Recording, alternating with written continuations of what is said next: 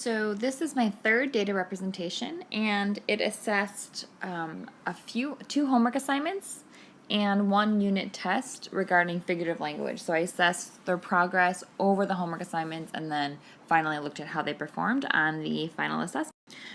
So my context, I am in a fifth grade classroom. So what we focused on specifically was we talked about alliteration, simile, metaphor, personification. Yet the unit test covered these plus hyperbole, onomatopoeia, and idiom. So I'm going to address what I think that means for my data later on. But so for this specifically, we're just going to talk about alliteration, simile, metaphor, and personification. On one of the, well, I'll get to that. But the alliteration activity, so basically what they were doing is taking the first letter of their first name, and then they're creating a tongue twister. So we went over a couple of other tongue twisters. We did a Shel Silverstein poem, and then they created their own, and we shared those, and that was actually a lot of fun. So I will discuss patterns in that. So the other homework assignment, it dealt specifically with the language of Owl Moon. I read it aloud to the class. We paid attention to the similes, metaphor, and personification in it. And then the homework that I gave them, it pulled out 13 different sentences and phrases from Owl Moon, and they had to identify it as a simile, a metaphor, or a personification. And then they had to explain the reasoning for why they believed it fit into that category. So as I said before, there are 30 students in my fifth grade classroom. 5 are pulled out for special education services, so they were not there for these particular assignments, and so they are not represented in my table. 6 are pulled out for ELL services. It's not always reliably at the same time, so they are there for some of the lessons. Sometimes they're not. They were here for this lesson, so I did count their grades. Something I'll talk about a little bit later on, but their grades do end up being averaged out to a C, regardless in my class, and then their ELL teacher, she enters in her own grades. So I made a table, so I had all the student names on the left. I highlighted in purple the students that are pulled out for ELL services. I highlighted in green any student that got an 80% or better. They were yellow if they were between 60 and 70%, and then red if they were 60% or below.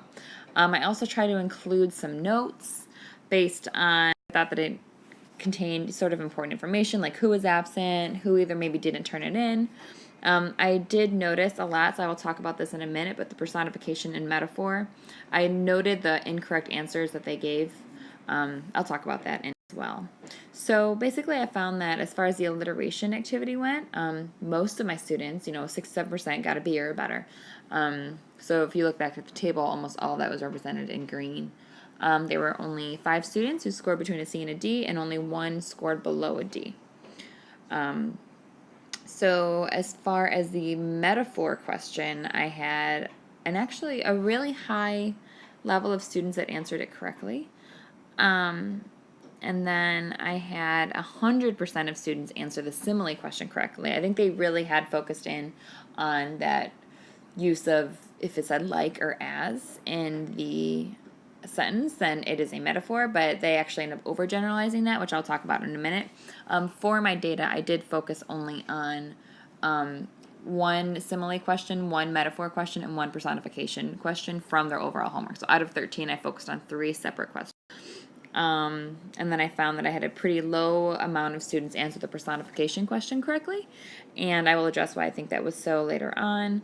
And then as far as the unit test was, 64% scored 80% or better, 6 out of 25 scored between 60 and 80%, and most of those were my ELL students, and then 3 out of 25 scored a less than 60%.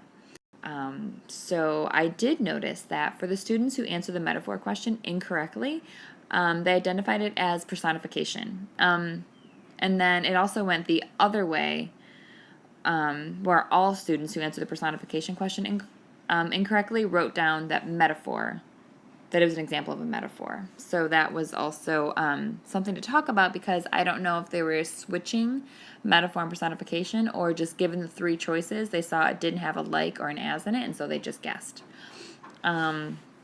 And of the students that didn't perform better than a C on the alliteration task, it wasn't because they didn't alliterate correctly.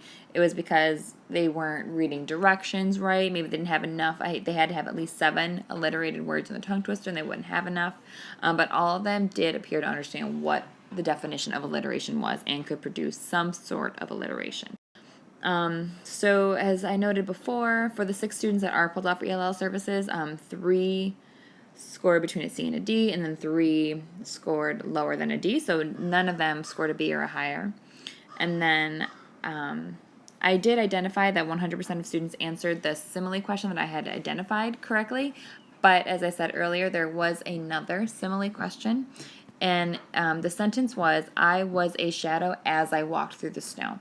So a lot of my students did say that that was a simile because it had the word as in it. So I quickly addressed that the next day after I went over the homework and clarified that just because the word as is in it doesn't make it a simile. It has to be comparing two things using the words like or as. So after that, they seem to have corrected their misconceptions. So a few questions. Like I said, I'm not sure if personification and metaphor were if they just switched the definitions around, or if it was because they were only given 3 choices and knew it wasn't a simile, they just guessed. So I would wonder if a good sort of way to address this, if I was to teach it again, would be teaching them together, or maybe separating them and emphasizing the distinguishing features between the two. And then I did find it to be interesting that for my most Ariane, Alexandra, and Alejandro are all ELL students. Danier, Juliana, and Eric are not. But I did notice that their homework seemed to indicate that they would perform very well on the test, yet none of these students received a B or higher, so they all got a C or below.